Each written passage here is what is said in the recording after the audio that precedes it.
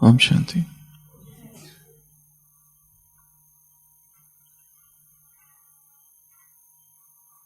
एक अत्यंत ईमानदार और नेक व्यक्ति अपनी एक दुकान चलाता था। वो दवाइयों की दुकान थी, मेडिकल स्टोर। कौन सी दवाई कहाँ रखी है, उस दुकानदार को सब पता था। जो भी लोग उसके पास आते थे उनको उचित दवाई उचित दाम पर वो देता था। फार्मेसी का उसका ज्ञान पूरा था, परंतु वह अत्यंत नास्तिक था।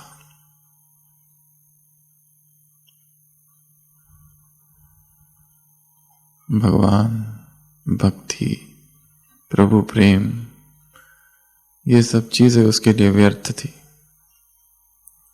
सारे दिन भर वो अपनी दुकान में काम करता और शाम के समय उसे एक आदत थी पत्ते खेलने की। तो जब भी उसके कोई मित्र आ जाते तो वो ये काम करता।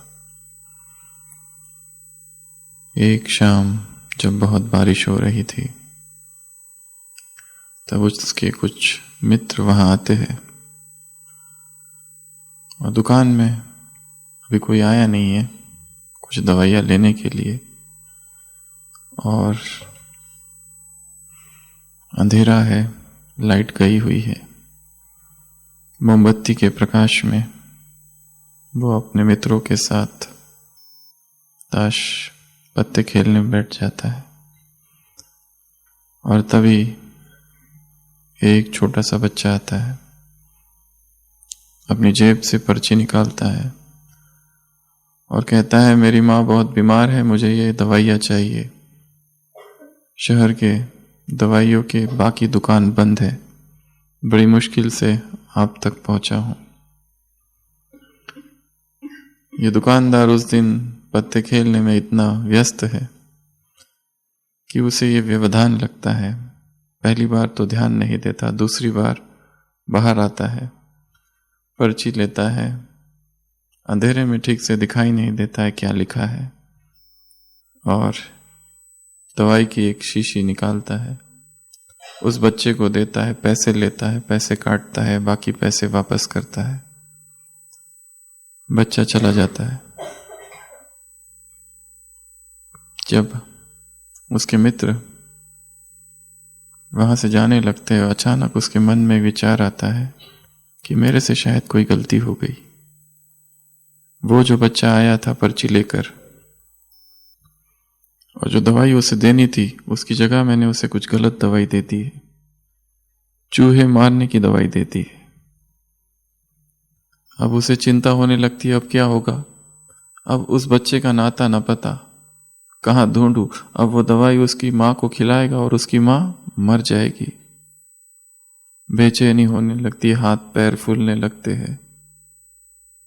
क्या करूं क्या नहीं समझ नहीं आता है। उसके मेडिकल स्टोर में वो देखता है एक चित्र है शिवलिंग का, जो उसके पिता ने उसे कभी दिया था, पर उस पर अब धूल जमी थी। सोचता है क्या करूं, और सुना है संकट के समय भगवान ही एक आधार है, सहारा है। वो उस चित्र के सामने जाता है करबद्ध और प्रार्थना करने लगता है कि मुझे भगवान में तो विश्वास नहीं है, परंतु आज मैं आपकी शरण में आता हूं कि मेरे से बहुत बड़ी गलती हो गई है, क्या करूं। और वो रोने लगता है। कुछ समय बीतता है और वही बच्चा फिर वापस आता है, रो रहा है, बारिश तेज है, भीगा हुआ है, वो बच्चा कहता है कि आपने जो शीशी दी थी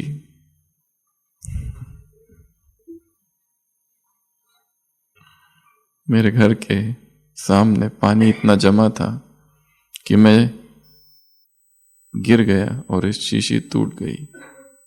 क्या आप मुझे दूसरी वैसी ही शीशी दे सकते हैं? दुकानदार की जान में जान आती है।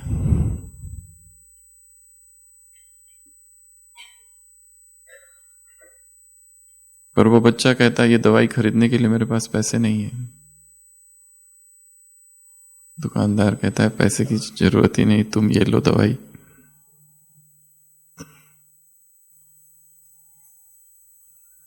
और उस बच्चे को दवाई देता है।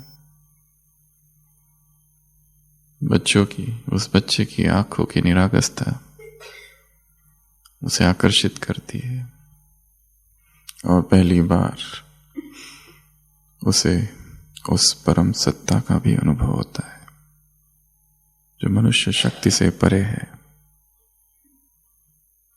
और उसे विश्वास होता है कि इस संसार का नियंता कोई और है।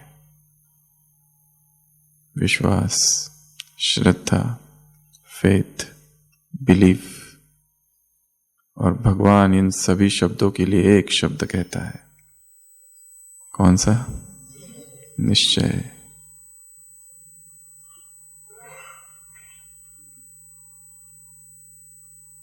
ब्राह्मण जीवन में निश्चय की भी एक यात्रा है। बहुत सारी यात्राएं हैं, उसमें निश्चय की भी एक यात्रा है। अमृत वेले अपने जीवन की सारी यात्राओं को देखना है जो हमने तय की है।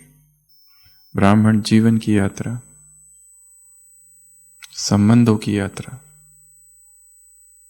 ब्रह्मचर्य की यात्रा, सेवा की यात्रा, मधुबन में रहने की यात्रा, लौकिक जॉब की यात्रा कैसी रही, कितनी निर्विघ्न रही। ज्ञान की यात्रा, ज्ञान के समझ की यात्रा, योग की यात्रा, जब से आए तब से अब तक योग की गुणवत्ता कैसी रही। धारणाओं की यात्रा, मर्यादाओं की यात्रा, और ये यात्रा जो आज बताई, निश्चय की यात्रा। निश्चय एक है या अनेक? बाबा ने कहा, बहुत सारे प्रश्न पूछे, सभी को निश्चय है, सभी निश्चय बुद्धि बैठे हुए। अगर सभी निश्चय बुद्धि है तो परसेंटेज क्यों? अगर सभी निश्चय बुद्धि है तो ये माला में अंतर क्यों? अगर सभी निश्चय बुद्धि है तो 800 1600 क्यों? अगर सभी निश्चय बुद्धि है तो गायन और पूजन में अंतर क्यों? नंबरवार क्यों? और उत्तर दिया, निश्चय बुद्धि भी 3 प्रकार के हैं। कौन कौन से? जो जानते हैं, जिन्होंने समझा है, जान लिया है, बुद्धि में ज्ञान बैठा हुआ है। दूसरे, जिन्होंने मान लिया है कि बस यही सत्य है, इसके अतिरिक्त तो और सत्य कुछ नहीं है, इसलिए तो ब्रह्मा कुमार और ब्रह्मा कुमारी बने।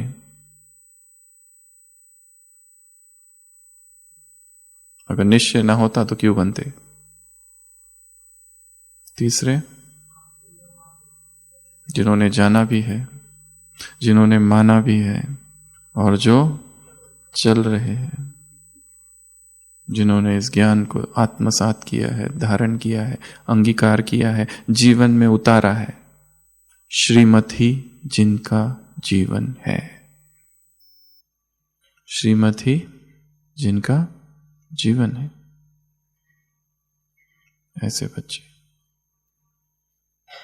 तो ये अव्यक्त वाणी में, इस अव्यक्त वाणी में बाबा ने निश्चय की बात की है। कौन कौन से निश्चय है ब्राह्मण जीवन के? पहला, स्वयं में निश्चय। दूसरा, भगवान में निश्चय। तीसरा, इस परिवार में निश्चय। लास्ट संडे की मुरली, ये छोटा अलौकिक सुंदर परिवार है। इस परिवार की एक एक आत्मा श्रेष्ठ है, एक एक आत्मा विशेष है। इस परिवार सतयुग की तुलना में अति न्यारा और अति प्यारा है। इस परिवार की एक एक आत्मा राज्य अधिकारी राजा है। इस परिवार की एक एक आत्मा ताज तख्त और तिलकधारी है। एक एक एक एक बाप, एक परिवार, एक ज्ञान, एक लक्ष्य, एक भाषा, एक दृष्टि, एक वृत्ति, एक धर्म, एक कर्म, 9 की 9 बातें एक है यहां पर। सतयुग यही है। सतयुग की परिया तुम हो। ज्ञान योग के पंख तुमको मिले हैं।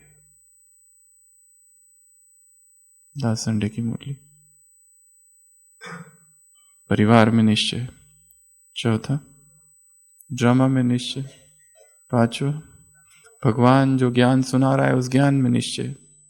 अगला, इस यज्ञ में निश्चय, मधुबन में निश्चय, ब्रह्मा में निश्चय, उसके द्वारा सुनाया हुआ ज्ञान, उसमें सृष्टि चक्र में निश्चय, संगम युग में निश्चय, ब्रह्मा के ही तन में भगवान आया है, इस बात में निश्चय।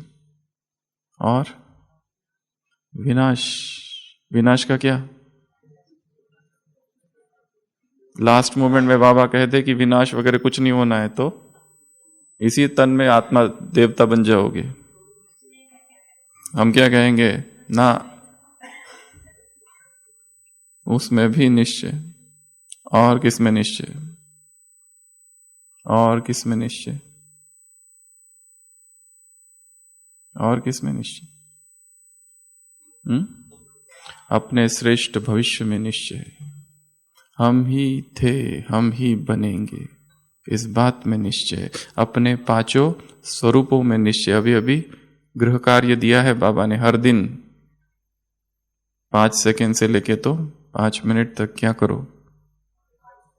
5 स्वरूपों का अभ्यास। अच्छा, आज याद आया, बहुत दिन बीत गए, ऐसा भी कुछ कहा था। कल से करेंगे अब। और किस में निश्चय? पुरुषार्थ में निश्चय। अपने संकल्पों में निश्चय। मास्टर सर्वशक्तिवान अर्थात हर संकल्प को सिद्ध करने की शक्ति, हर संकल्प को साकार में लाने की शक्ति, अपने किए हुए वायदों में निश्चय, प्रॉमिसेस में निश्चय। ये हमारी प्रतिज्ञा है अखंड ब्रह्मचर्य की, संपूर्ण पवित्रता की। और किस में निश्चय?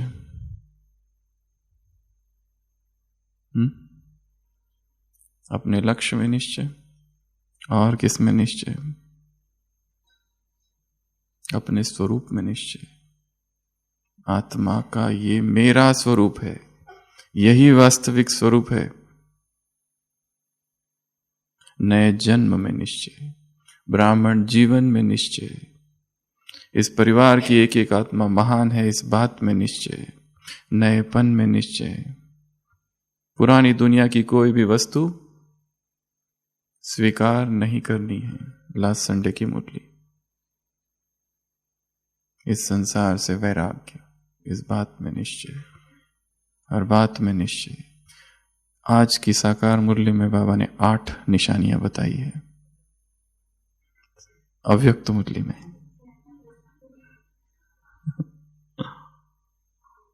कौन सी निश्चय की बातें बताई? सबसे पहला विक्ट्री। सबसे पहला निशानी विक्ट्री। विक्ट्री अर्थात जीत, विक्ट्री अर्थात विजय, विक्ट्री अर्थात क्या? सफलता, कामयाबी, सक्सेस। दूसरों को हार दिखाई दे रही है, पर उस हार में भी जीत। जिनकी ये हार होगी वो बाप के गले का हार बनेंगे। हार में हार समाया हुआ है। सर्कमस्टांस कैसे भी हो, परिस्थितियां कैसी भी विकराल हो, अपनी स्वस्थिति की शक्ति से विजय का अनुभव करेंगे। ये निश्चय। ब्राह्मण परिवार भी शायद सोचने लगे कि इनकी हार हो गई, उनको भी मिसअंडरस्टैंडिंग हो जाए। किस कारण? क्योंकि नम्र है, निर्माण है, हाजी का पाठ वाले हैं, इसलिए दिखाई दे रहा है ये कमजोर है, हार हुई है। परंतु निश्चय बुद्धि वालों को कभी शक नहीं है, कभी संशय नहीं है।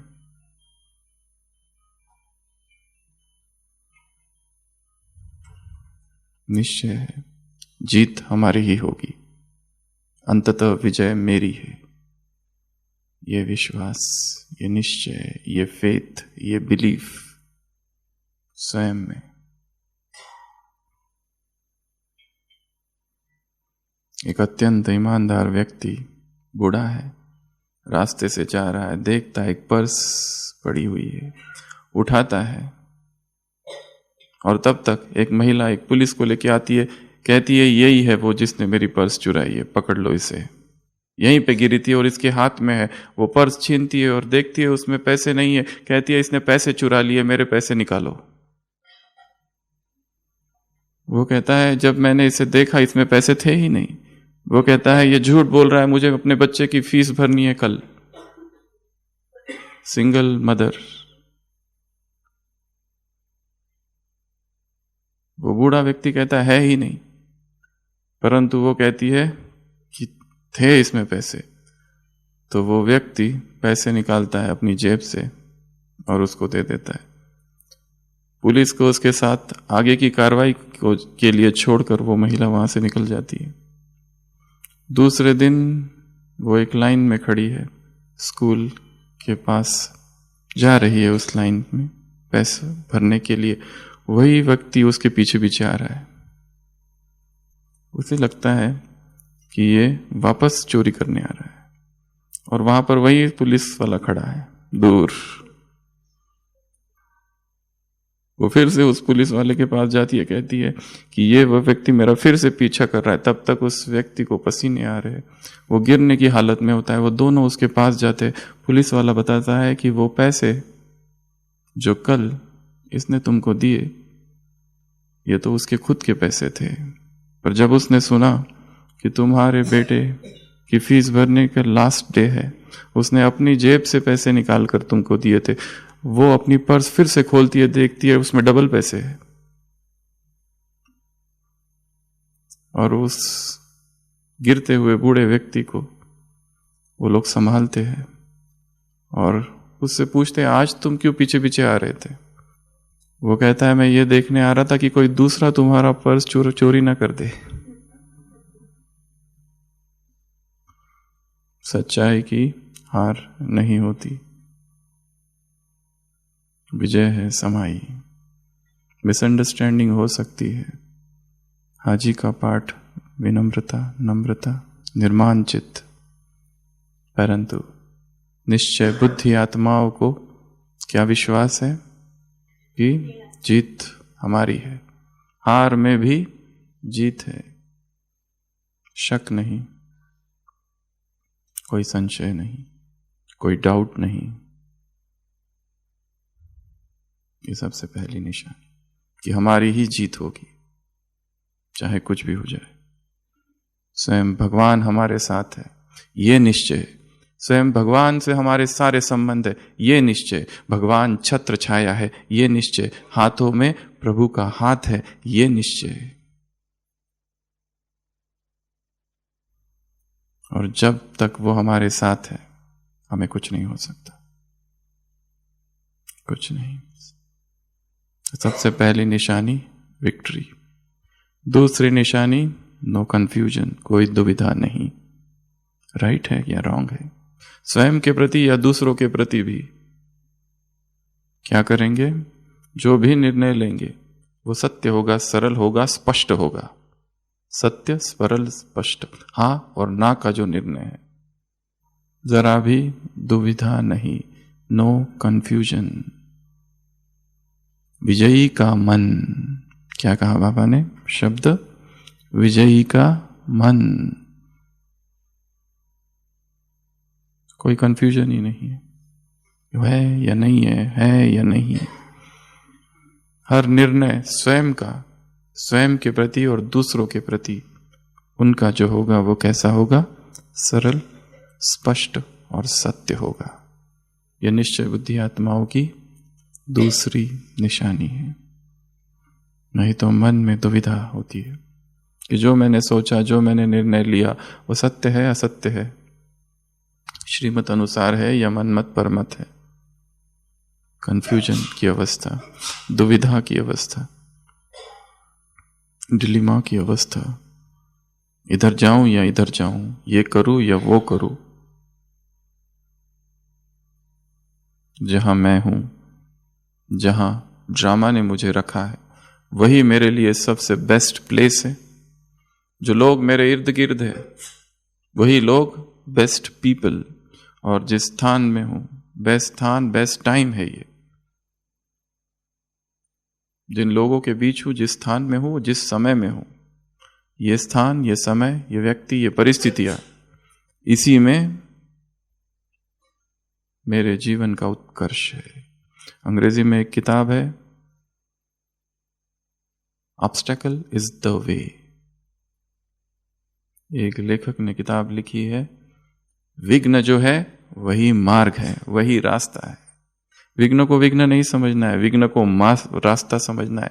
Obstacle is the way. तो जहां भी मुझे ड्रामानुसार रखा गया है, वहीं पर मेरी सर्वोत्तम उन्नति हो सकती है।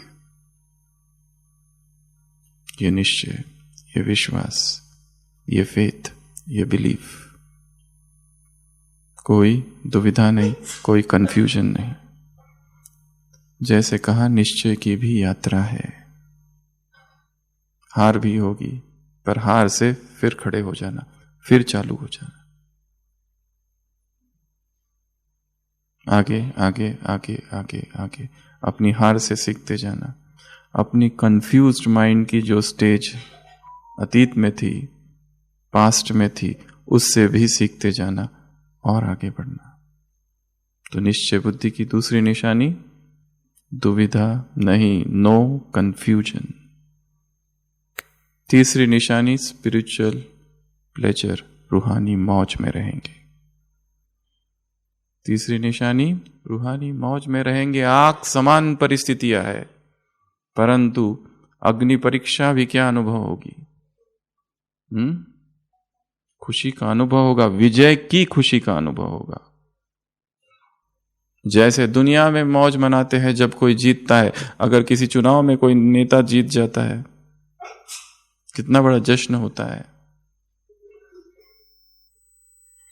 वैसे सोचो, इस परिस्थिति में मैं जीत गया हूं, तो खुशी मनाओ, नाचो, गाओ, रूहानी मौज में रहो, मूंझना नहीं, रूहानी मौज में। यह निश्चय बुद्धि की तीसरी निशानी, रूहानी मौज की अवस्था। चाहे आग हो, आग समान परिस्थिति हो। नीचे पार्टियों से मुलाकात में क्या कहा? कृष्ण का उदाहरण, नाच रहा है, नीचे परिस्थिति, ऊपर हम। हर परिस्थिति से बड़ा मैं हूं, हर परिस्थिति से शक्तिशाली मैं हूं, हर समस्या से बड़ा मैं हूं। समस्या मेरे सामने छोटी है, हम हिमालय, वो चींटी। इतनी हिम्मत नहीं है उसकी जो हम पर चढ़ सके। No confusion. स्पिरिचुअल प्लेजर अर्थात रूहानी मौज।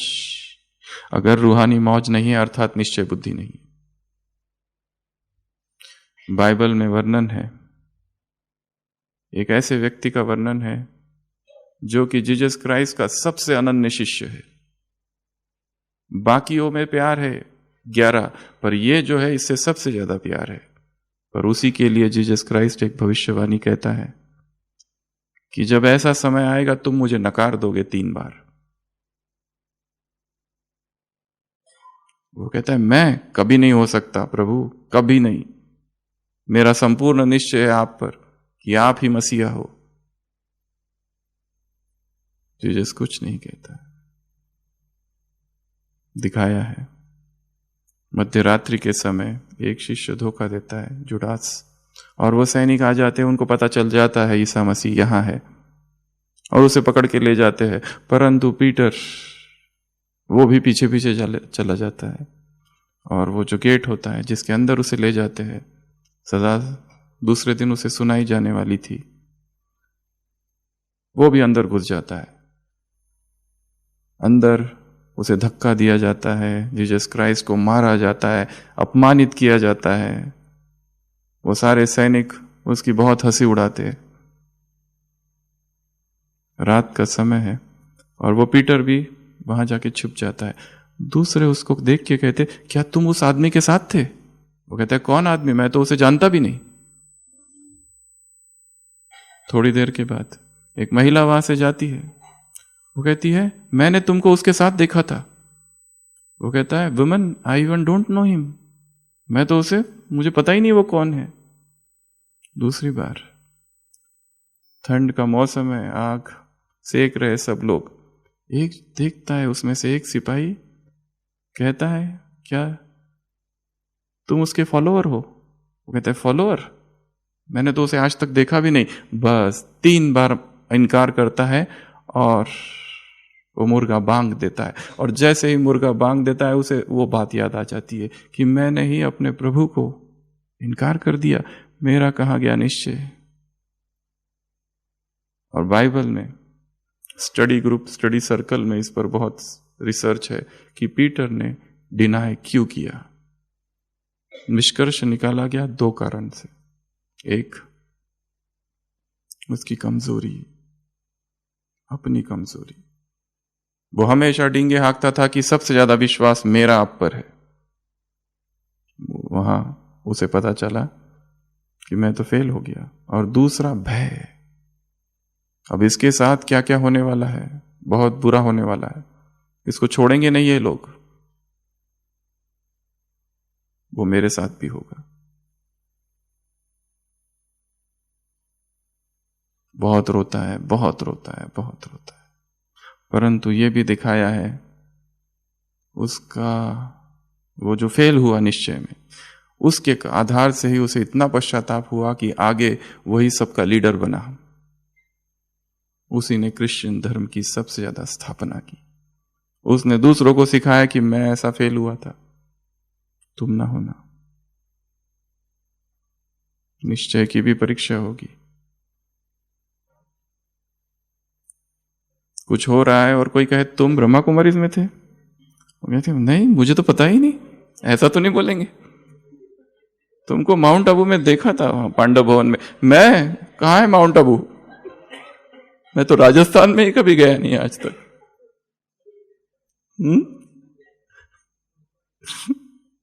ऐसा तो नहीं हो जाएगा निश्चय? डगमग, हमें तो पता ही नहीं। हाँ, हमारे घर वाले जाते थे। तीसरी निशानी, रूहानी मौत की अवस्था। चौथी निशानी, अकेलापन नहीं। अकेलापन नहीं जिन्हें निश्चय है सारी दुनिया एक तरफ, वो एक तरफ, अक्षय योनि सेना एक तरफ, हम एक तरफ। विश्वास है कि बाप मेरे साथ है और जहां वो है उसमें सब कुछ समाया हुआ है। वो बीज है सृष्टि का चैतन्य, सब कुछ उसमें समाया हुआ है। परंतु वो मतलब वाला नहीं कि बाबा तुम ही सहारा हो, तुम ही सब कुछ हो। बाप को ही याद दिलाते हैं कि तुम ही सहारा हो, तुम ही सब कुछ हो, तेरे सिवा मेरा कोई नहीं। मतलब वाली याद नहीं। अंग्रेजी में कविता है, Though earth and moon were gone, and suns and universe ceased to be, and thou wert left alone, every existence would exist in thee. लेखिका, कवियत्री लिखती है कि सूरज, चांद, सितारे, ये दुनिया, ये संसार, सब कुछ नष्ट हो जाए और केवल तू अकेला बच जाए। Every existence would exist in thee. तुझ में सब कुछ समाया हुआ होगा। बाप साथ है तो उस बाप में सब कुछ साथ है। सारी दुनिया, सारा संसार उसमें समाया हुआ है। सारी दुनिया एक तरफ, हम एक तरफ। सहारे दाता वही है, उसके सहारे के अंदर हम हैं। ऐसा अनुभव। Let me hide myself in thee. हे प्रभु, तू वो पर्वत है, तेरे अंदर मैं छुप जाऊं। तू वो गुफा है, तुझमें मैं छुप जाऊं। दुनिया में कुछ भी होता रहे, मुझे कुछ नहीं होगा, क्योंकि स्वयं भगवान छत्र छाया है। तो निश्चय बुद्धि आत्माओं की चौथी निशानी, बेसहारा अनुभव नहीं करेंगे, अकेला अनुभव नहीं करेंगे, छत्र छाया का अनुभव करेंगे। मैं अकेला कभी हूं ही नहीं, मेरे साथ संसार की सर्वोत्तम सर्वश्रेष्ठ सत्ता साथ साथ चल रही है। मैं जहां हूं, जो कर्म कर रहा हूं, जो शब्द बोल रहा हूं, जो सोच रहा हूं, उस सोच में, उन शब्दों में, उन कर्मों में, उस सेवाओं में प्रभु की शक्ति जुड़ी हुई है। ये निश्चय। तो निश्चय बुद्धि आत्माओं की चौथी निशानी, कभी भी बेसहारा अनुभव नहीं करेंगे। पांचवी निशानी, खुशी में डांस करेंगे और हद का वैराग्य नहीं और उदासी नहीं। हद का वैराग्य, माया का तेज वार होते ही वैराग, व्यक्ति, कार्य, सेवा किनारा कर लेते हैं। बाबा ने कहा ये क्षणभंगुर वैराग्य है, ऐसा वैराग्य नहीं। बेहद का वैराग्य, रियल वैराग्य, विवेक से उत्पन्न वैराग्य। वैराग्य दो प्रकार के होते, एक कारण वैराग, एक विवेक वैराग। कारण अर्थात कोई दुख की परिस्थिति आ गई इसलिए वैराग। विवेक वैराग अर्थात विवेक पर आधारित वैराग। कोई परिस्थिति आई नहीं है फिर भी वैराग है, क्योंकि वास्तविकता को जाना है कि ये क्षणभंगुर है, मिथ्या है, इसमें कुछ नहीं मिलने वाला। वैराग और दो प्रकार के, एक शमशानी वैराग, मरकट वैराग, और स्थायी वैराग। मरकट अर्थात बंदर की तरह हाथ डालता है उसमें, घड़े में चने लेने के लिए, फंसता है, बहुत मार खाता है, पिटाई होती है बहुत, और जब पिटाई हो रही होती है तो सोचता है इसके बाद कभी भी हाथ नहीं डालूंगा। बहुत हालत खराब होती है, नहीं चाहिए ये चने, वैराग है, मिथ्या है ये चने, क्षणभंगुर सुख है इन चनों में, छोड़ो इसको, इससे तो मैं अपने जंगल में अतीन्द्रिय सुख में रहूंगा, ये इंद्रिय सुख नहीं चाहिए। बहुत मुश्किल से हाथ बाहर निकला, कुछ दिनों के बाद फिर से दिखा घड़ा, उसमें चने, फिर हाथ डाला, वैराग खत्म। बाइबल में तो उससे भी बड़ा उदाहरण है प्रसव पीड़ा का, मां का। बहुत वेदना, बहुत वेदना, इतनी वेदना, इतनी पीड़ा, कहती है अब बस फाइनल, इसके बाद नहीं चाहिए कोई। पर फिर वही क्षणिक वैराग्य, हद का वैराग्य नहीं, मजबूरी वाला वैराग्य नहीं। भिखारी कहता है नहीं चाहिए मुझे ये 5 स्टार होटल, नहीं जाऊंगा कभी आज से, यही ठीक है मेरी झोपड़ी। है ही नहीं तो कहां से जाएगा।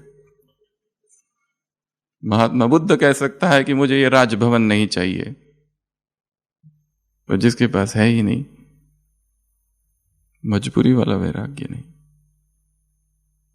पांचवी निशानी, उदासी नहीं, कोई उदासी नहीं और हद का वैराग्य नहीं, सदा खुशी में डांस करेंगे, ऐसी अवस्था।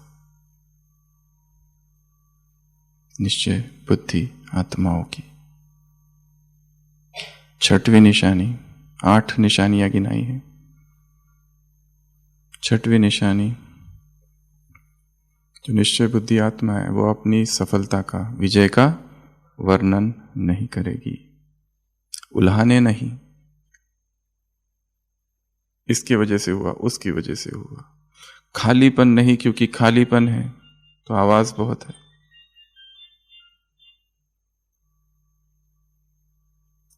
अपनी ही सेवाओं का वर्णन करना और उस वर्णन में कंप्लेंट्स करना, उल्हाने,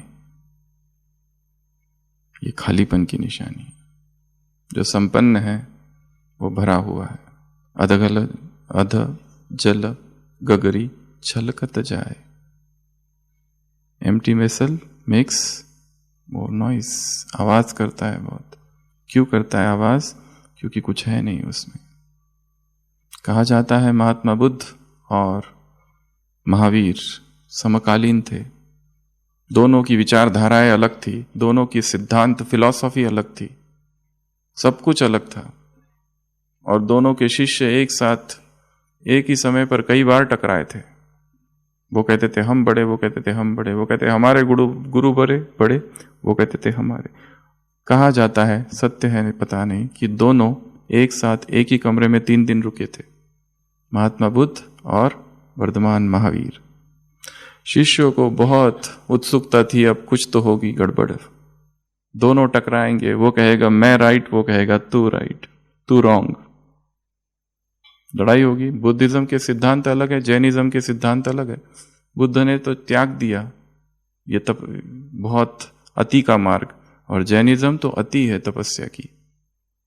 बुद्ध ने ये जाना 6 साल की तपस्या के बाद कुछ नहीं मिलने वाला, कोई मध्यम निकाय, बीच का मार्ग, द मिडल पाथ। पर यहां तो अति है, उपवास और व्रत और तप।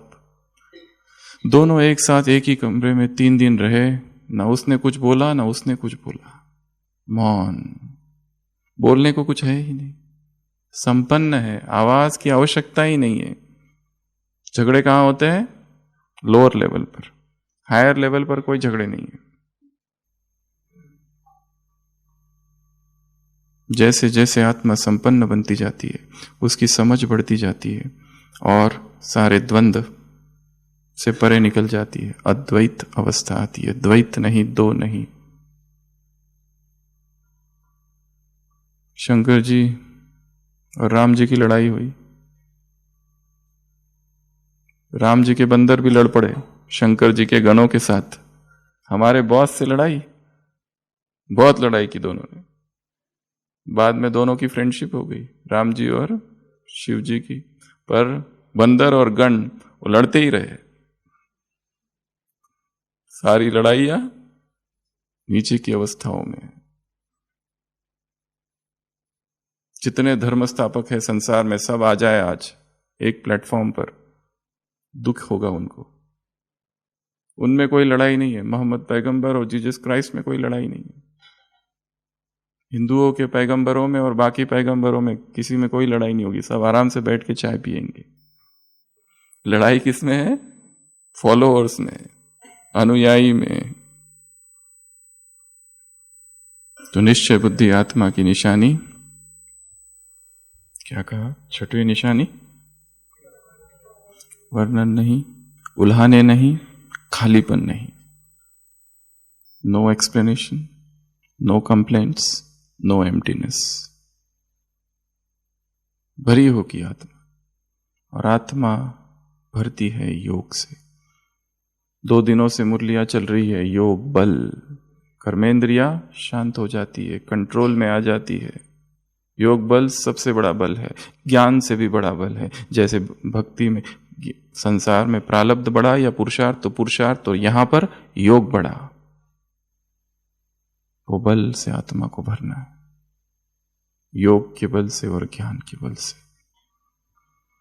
7वीं निशानी, 7वीं निशानी, दूसरों को भी क्या करेंगे? आगे बढ़ाएंगे, उत्साह, हिम्मत देंगे दूसरों को भी। क्यों? क्योंकि वो स्वयं भी सहारेदाता है, किसी को नीचे नहीं गिराएंगे। लास्ट संडे की मुरली दादियों से जो मुलाकात उसमें था, पार्टियों से, क्या कहा था? नीचे नहीं गिराएंगे। अगर कोई रॉन्ग है तो उसे सीधा नहीं कहेंगे तुम रॉन्ग हो, पहले हिम्मत देंगे, पहले खड़ा करेंगे, शक्ति भरेंगे, फिर उसको खुद ही रियलाइज होगा, वो खुद ही समझेगा, वो खुद ही जज कर सकेगा। फिर पहले उसे रिस्पेक्ट दो।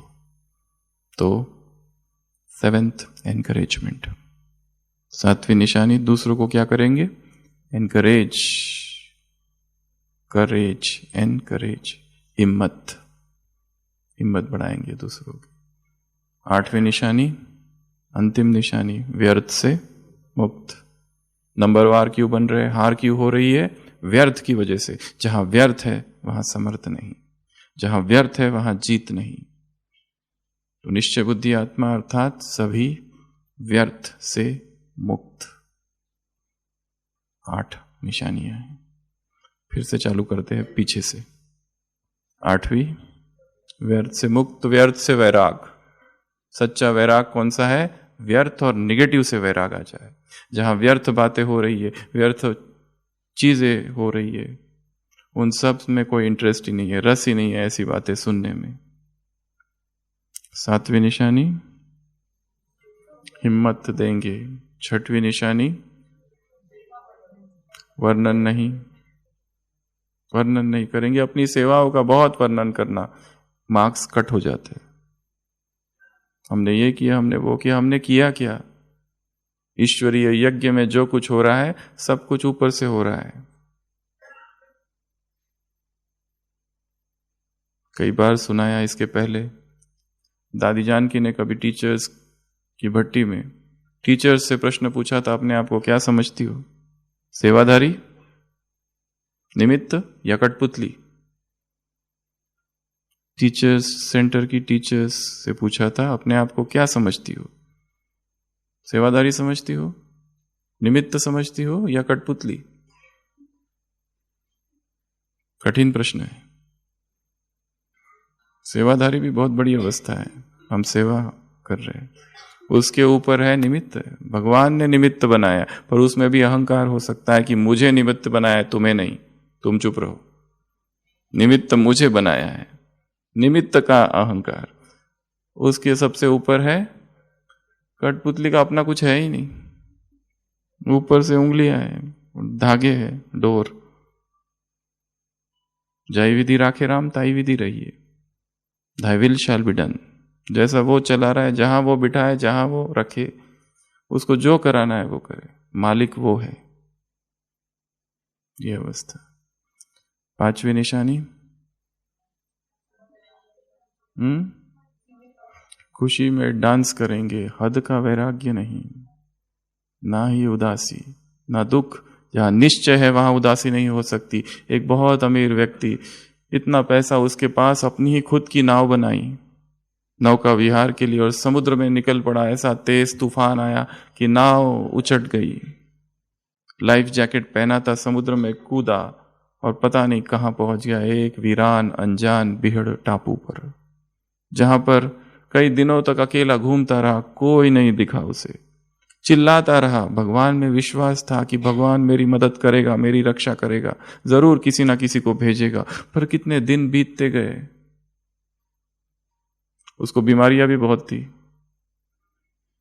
पर वहां पर खाने के लिए केवल फल, पत्तियां। वहीं रहने लगा 4 दिन, 1 हफ्ता, 2 हफ्ता, 3 हफ्ता। भगवान पर विश्वास कम कम होने लगा। अकेला, ना कोई पक्षी न पंछी, कुछ नहीं उस टापू पे, वीरान सा टापू। सुबह से लेकर रात तक देखता रहता है, कोई नाव कहां से आ जाए तो चिल्लाऊं और पुकारूं और आओ मैं यहां हूं। सोचता है शायद जीवन भर इधर ही रहना पड़ेगा, कब तक इस तरह भटकूं, क्यों ना अपनी एक झोपड़ी बनाऊं। बहुत मुश्किल से झोपड़ी बनाता है और चैन से सोता है पहली बार रात में। पर अचानक मौसम बदलता है, बिजली कड़कती है, उसकी झोपड़ी पर गिरती गिरती आग लग जाती है। बाहर निकल के चिल्लाता है, प्रभु तू क्रूर है, पत्थर बन गया है, तुझ पर विश्वास करना ही नहीं चाहिए, अच्छे लोगों के लिए तू हमेशा बुरा ही करता है उनके साथ।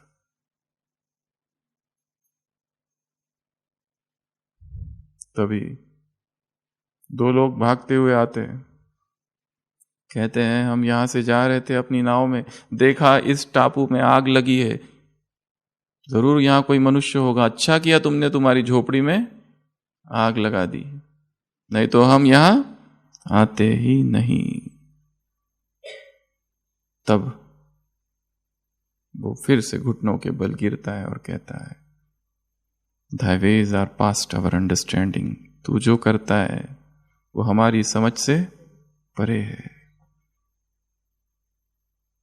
उसकी प्लानिंग कुछ और है। द डिवाइन प्लानिंग कभी भी गलत नहीं हो सकती। इसके लिए हमारे जीवन में जो हुआ, जो हो रहा है या जो होगा, उसमें कल्याण है। झोपड़ी जल रही है तो समझना 2 व्यक्ति आने वाले हैं अभी, कोई शुभ संदेश लेकर। हो सकता है जलने के बाद आए, पर विश्वास रखना कोई तो आएगा।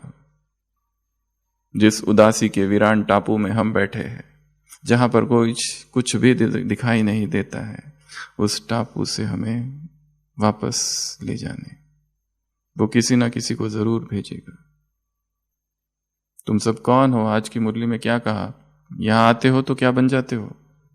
चैतन्य ठाकुर सुना है भक्ति में कि मनुष्य भगवान की सेवा करते हैं, भक्त, और यहां पर भगवान तुम्हारी सेवा में लगा हुआ है। कितने बजे से क्या करता है? सुबह सुबह भोग लगा देता है तुमको, चैतन्य ठाकुरों को। 4 बार 5 बार, कितनी बार? कहां आए हो? भगवान के घर। घर ये है या वो? ये घर से आए हो या घर में आए हो? घर में आए हो, फिर वो क्या है जहां रहते हो? सेवा स्थान तो सेवा केंद्र है। घर क्या है? ऑफिस तो सेंटर है, हेड ऑफिस तो ये है। हेड ऑफिस, सेंटर ऑफिस, तो घर क्या है फिर? वो भी सेवा स्थान। उधर से इधर आए हो और यहां आकर क्या है सबको? आराम। आराम है या ज्यादा काम है? तन का आराम, मन का आराम, धन का आराम। यह सोचना पड़ता है आलू कितने किलो है, आज कौन सी सब्जी बनानी है, तेल का भाव बढ़ रहा है। कुछ सोचना पड़ता है क्या इधर? कुछ सोचना नहीं पड़ता है। थाली पर क्या बना बनाया आ जाता है। खाने की केवल मेहनत है। चैतन्य ठाकुर हो, बाप सेवा कर रहे हैं। बाप के लाडले हो, पर माया के लाडले ना बन जाना। मुरली में है चौथी निशानी, अकेलापन नहीं, बेसहारा नहीं, मेरे साथ इस संसार की सबसे बड़ी सत्ता है। तुम रूहानी यात्री हो। बाकी सारी यात्राएं तुम्हारी पूरी हो गई, इस यात्रा में बाकी सारी यात्राएं समाई हुई है। धक्के बहुत खा लिए, तन मन को आराम यहां पर मिला है, तन मन को ठिकाना इस यात्रा में मिला है। रोज की मुरली क्या है? अमर कथा, जिससे क्या देता है अमरनाथ? वरदान। कौन सा? अमर भव का वरदान देता है। वो लोग तो मरते हैं तो खाली जाते हैं, तुम चोला बदलते हो, भरपूर होकर जाते हो, मालामाल होकर जाते हो। अमर भव के वरदानी हो। प्रत्यक्ष फल तुम्हें मिला है, निमित्त बनने का प्रत्यक्ष फल, शक्तिशाली फल मिला है।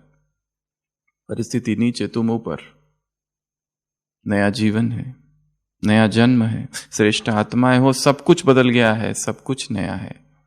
पहली पार्टी, दूसरी पार्टी, तीसरी पार्टी, अलग अलग पार्टियों से बाबा मिल रहे हैं, रात रात भर मिल रहे हैं। कैसी खुशी होगी उस समय आत्माओं को।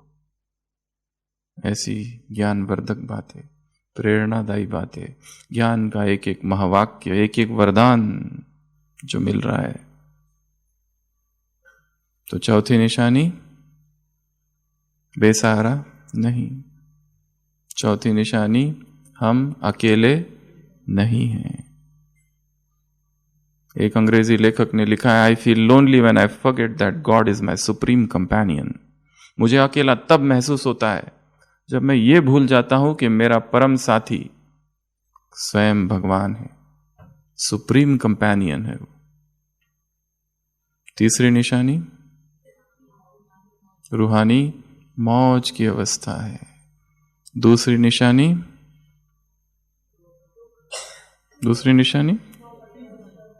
दुविधा नहीं, कंफ्यूजन नहीं। पहली निशानी विजय, सक्सेस, सफलता। तो नंबरवार ना हो, गुणवत्ता सबकी समान हो, नंबरवार नहीं,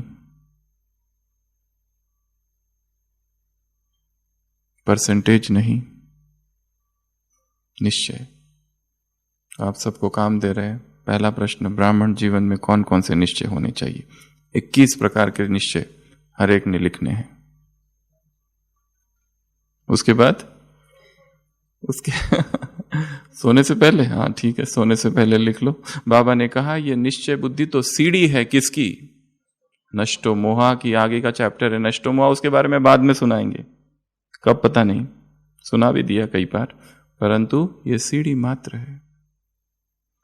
उसके बाद पहला, उसके बाद में मधुबन की बातें कही बाबा ने। भगवान का क्या है? ये दर, दाता का दर है। नया वर्ड, नए शब्द और 3 पार्टियां। ऐसे कैसे? निश्चय बुद्धि आत्माओं को ऐसे, रूहानी मौज में रहने वाली आत्माओं को एक बात छूट गई, दूसरे जो समझते हैं तुम्हारी हार हुई, फिर बाद में वाह वाह के पुष्प चढ़ाएंगे। ऐसे हर हार में भी जीत का अनुभव करने वाली आत्माओं में, आग समान परिस्थितियों में भी आग नीचे हम ऊपर का अनुभव करने वाली आत्माओं को ऐसे। मास्टर सहारे दाता आत्माओं को ऐसे। सदा खुशी में रहने वाले, खुशी में डांस करने वाली आत्माओं को, झूमने वाले आत्माओं को, नाचने वाली आत्माओं को द डांसिंग मसीहा, डांसिंग अवतार आत्माओं को ऐसे। बेहद के वैरागी आत्माओं को ऐसे। किससे? व्यर्थ से मुक्त आत्माओं को ऐसे। समर्थ आत्माओं को ऐसे। चैतन्य ठाकुरों को ऐसे। श्रेष्ठ आत्माओं को ऐसे। बाप समान ऐसे। संतुष्ट मणि आत्माओं को ऐसे। सदा हर्षित रहने वाली आत्माओं को ऐसे। हाँ, विश्व सेवाधारी आत्माओं को ऐसे। विजयी आत्माओं को ऐसे। रूहानी मौज में रहने वाली आत्माओं को ऐसे। व्यर्थ से मुक्त हो गया, आकर्षण मुक्त ऐसे। मुरली का बताना है। हाँ, खुशनसीब आत्माओं को ऐसे, वरदान ऐसे। नम्रचित, निर्माण और हाजी का पाठ पक्का करने वाली आत्माओं को ऐसे। उपराम निर्मोही, जो यात्री होता है उसका किसी में मोह नहीं होता है, वो यात्री निर्मोही होता है, उपराम होता है, न्यारा होता है। ऐसी न्यारी प्यारी उपराम आत्माओं को ऐसे। अमर भाव के वरदानी आत्माओं को ऐसे। शक्तिशाली फल खाने वाली आत्माओं को ऐसे। नया जीवन, नया कर्म, नया देश, सब कुछ नया जिन आत्माओं का है ऐसे। छत्र छाया में रहने वाली आत्माओं को बाप ही सहारा है, ऐसी आत्माओं को ऐसे। हाँ, मिसअंडरस्टैंडिंग से अप्रभावित आत्माओं को ऐसे। हाँ, व्यर्थ का हो गए 2 बार। बेहद के वैरागी ऐसे। हार में भी जीत का अनुभव। अब पर इसके पीछे, हार के पीछे मत लग जाना। अनुभव करने के लिए जीत का लक्ष्य, जीत का ही रखना है। तो ऐसे बहुत सारे समान वाली आत्माओं को बाप दादा का याद प्यार, गुड नाइट और नमस्ते। हम रूहानी बच्चों की रूहानी बाप दादा को याद प्यार, गुड नाइट और नमस्ते। ओम शांति।